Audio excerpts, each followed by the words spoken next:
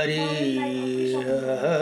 ओम हरि ओम हरि ओम हरि हरि ओम। स्वस्ति श्री गणेशाय नमः। ओम श्री सरस्वती नमः। ओम श्री वेदपुरुषाय नमः। ओम श्री मातृपितृचरणकमलेभ्यो नमः। ओम श्री गुरुचरणकमलेभ्यो नमः। ओम समस्तकुलदेवताचरणकमलेभ्यो नमः।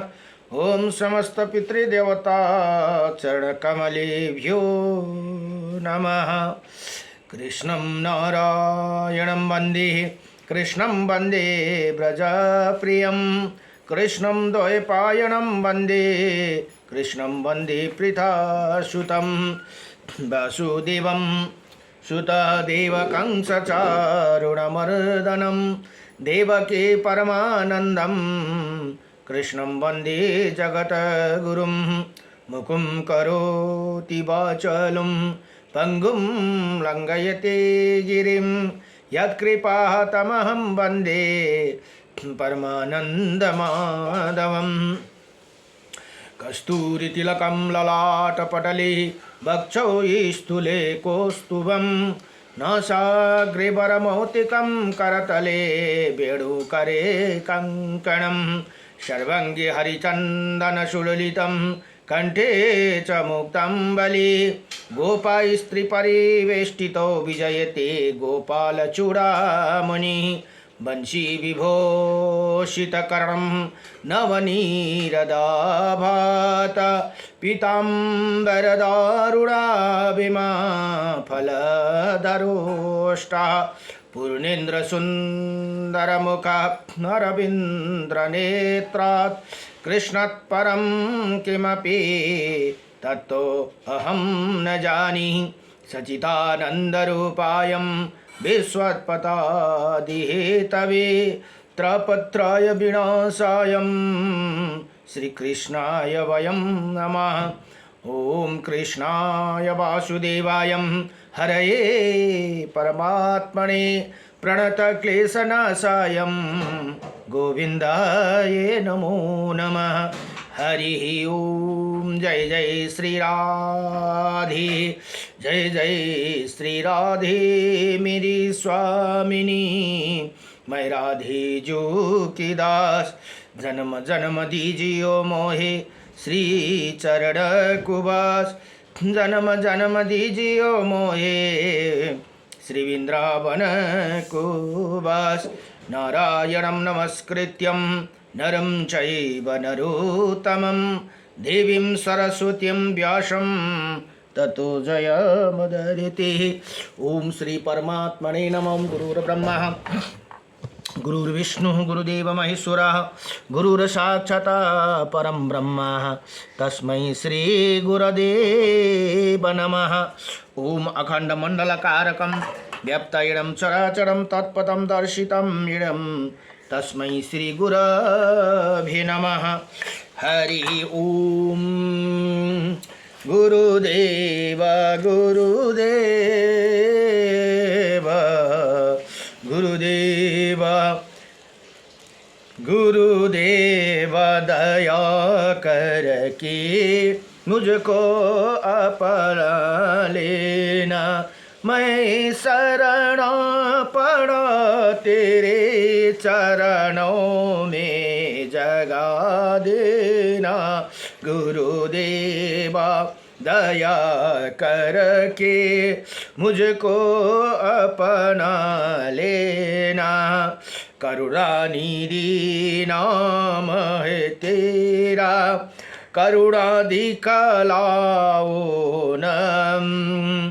सोए हुए भाग्य को हे नाथ जगा देना। मेरी नाव भमरा डोले उस पार लगा देना। गुरुदेव दया करके मुझको अपना लेना। पशुख के सागर हो, निर्धन के सहारे हो, इसी तन में समाये हो, मुझे प्राणों से प्यारे हो। नीतमाला जपऊं तेरे, नहीं दिल से भुला देना। गुरुदेव दया करके मुझको अपना लेना। पापी हूँ या कपटी हूँ, जैसा भी आपका हूँ। घर बार छोड़ के जीवन से खेला हूँ, मैं दुख का मारा हूँ। मेरा दुखड़ा मिटा देना। गुरुदेव दया करके मुझको अपना लेना। मैं से सबका सेवक हूँ, आपके चरणों में आया हूँ। नाथ भूला न मुझे इस जग में अकेला हूँ। तेरे दर का भिखारी हूँ, मेरे दोष मिटा देना। गुरुदेव क्या कर के मुझको पना लेना।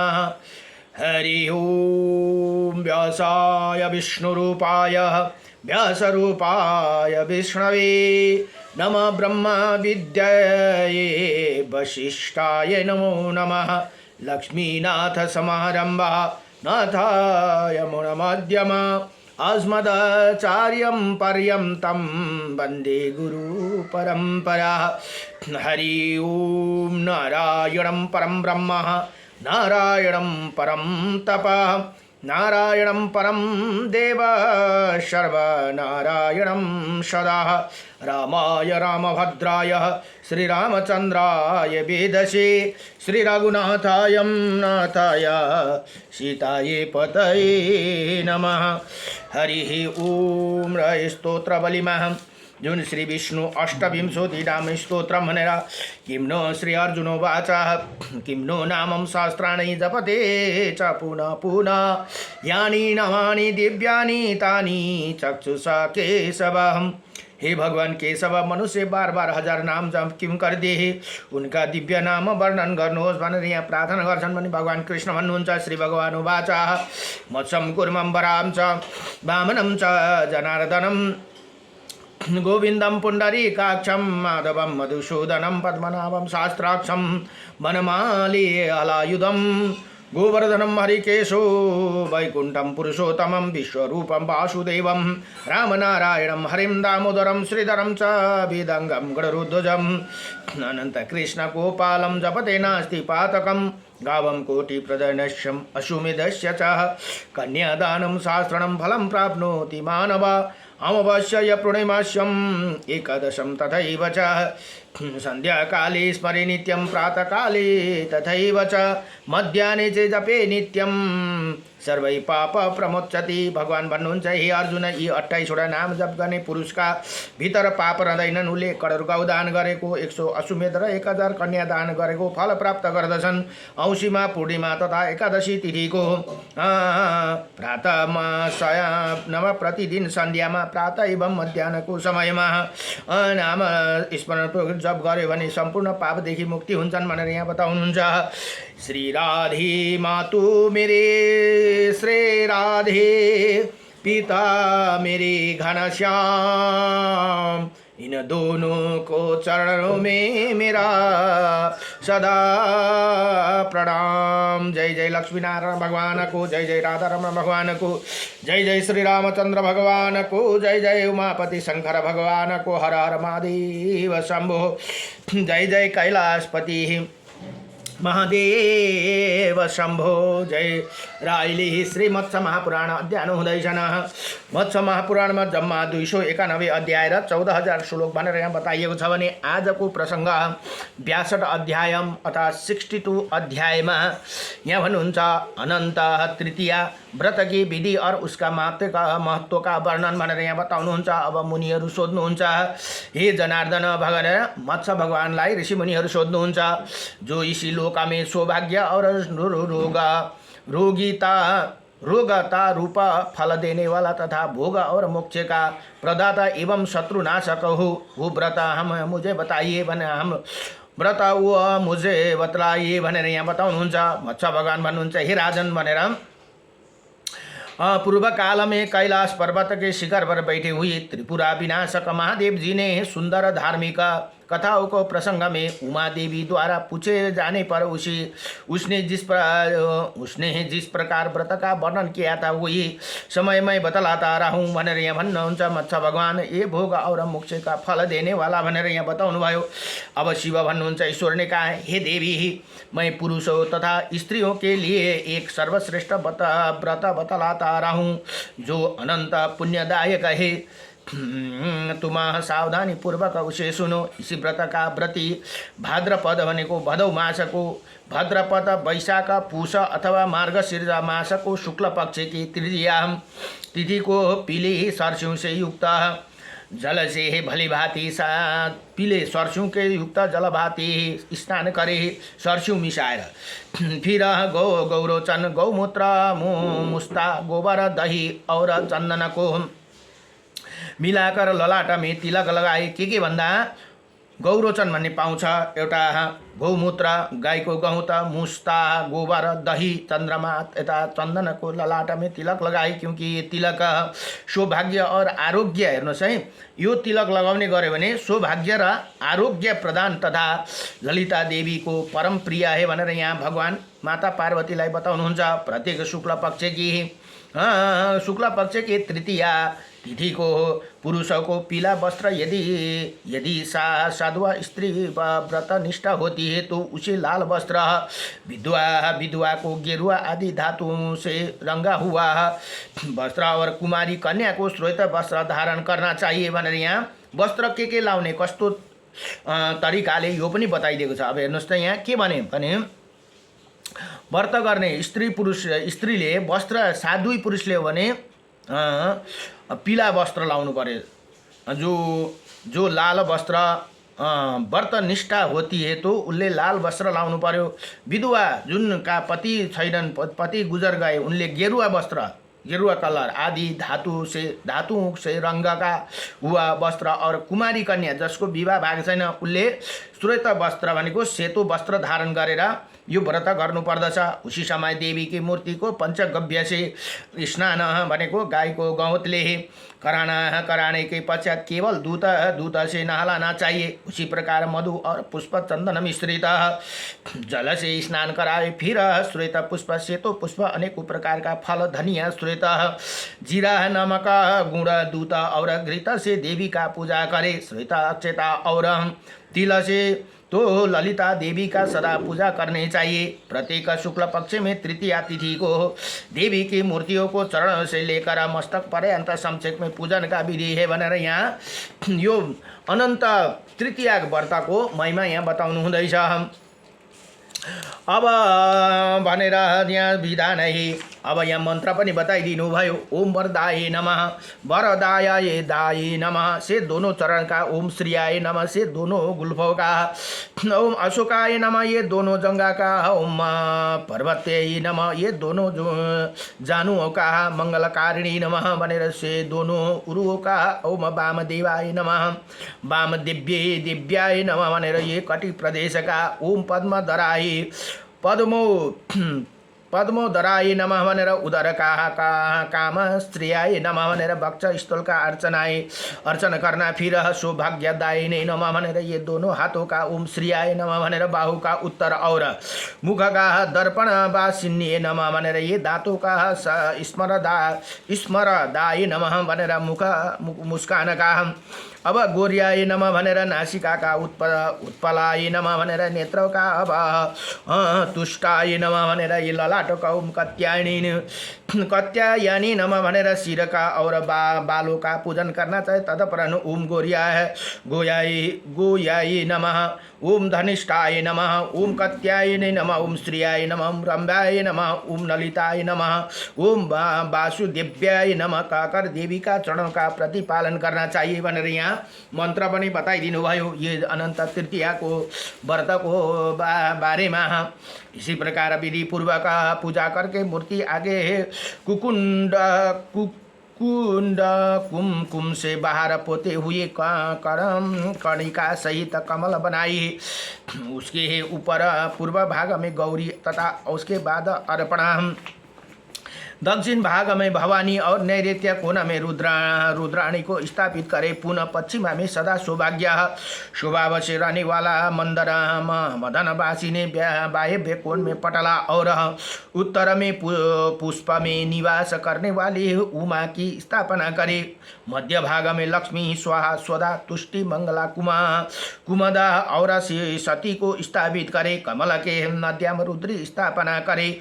कणिका को ऊपर ललिता देवी स्थित करे। तत्पश्चात गीता और मंगलिका बाजा का आयोजन कराकर पुष्प श्वेत अक्षता और जल से देवी को अर्चना करे, उन्हें नमस्कार करे। फिर लाल वस्त्र, लाल पुष्प, लाल माला और लाल अरंगा राग से सुहागनी स्त्री का पूजन करे तथा उनका सिर में मांग और सिंदूर और कुमकुम लगाए, क्योंकि सिंदूर और कुमकुम सती देवी को सदा अभिष्ट है। तदंतर उपदेश करने वाला गुरु अर्थात आचार्य की यत्न पूर्वक पूजा करने चाहिए, क्योंकि जहाँ आचार्य की पूजा नहीं होती वहाँ सारी क्रिया निष्फल हो जाती है। गौरी देवी का पूजा सदा भाद्र मास के नीले कमल से